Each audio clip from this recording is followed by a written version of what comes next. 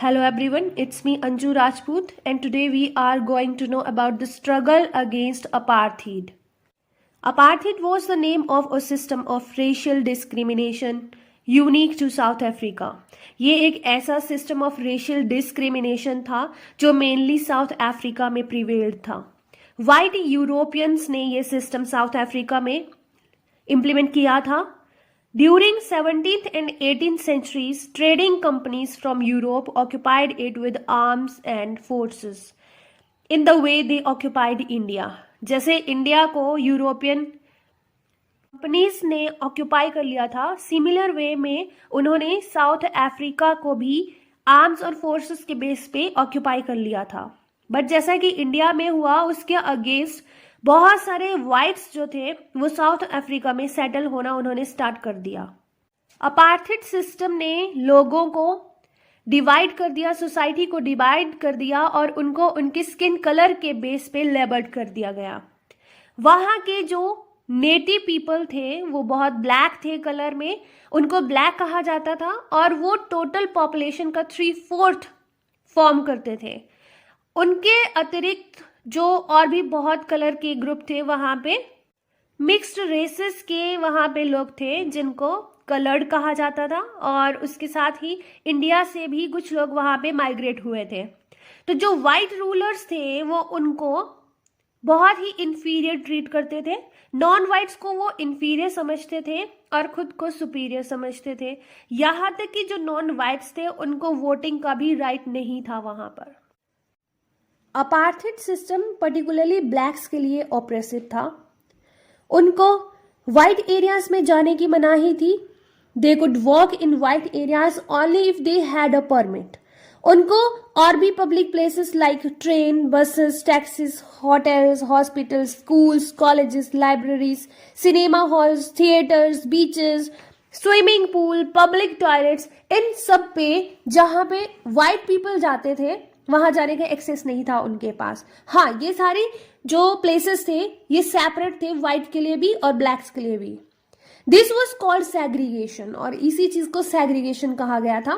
They could not even visit the churches where the whites worshipped. Blacks could not form associations और protest against the terrible treatment. तो जो whites थे इतना terrible treatment कर रहे थे, दे रहे थे ब्लैक्स को, बट ब्लैक्स के पास इतना राइट नहीं था कि वो एसोसिएशंस फॉर्म कर सके और इस चीज के अगेंस्ट अपनी वॉइस को रेज कर सके. Since 1950 the blacks, coloured and Indian fought against the apartheid system. 1950 से ब्लैक्स, कलर्ड पीपल और इंडियंस ने अपार्थाइड सिस्टम के अगेंस्ट अपनी वॉइस रेज की. They launched protest marches and strikes.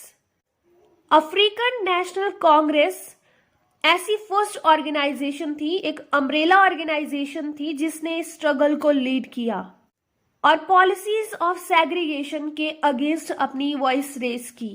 इस ऑर्गेनाइजेशन में मैनी वर्कर्स यूनियंस भी इंक्लूडेड थी, कम्युनिस्ट पार्टी भी इंक्लूडेड थी.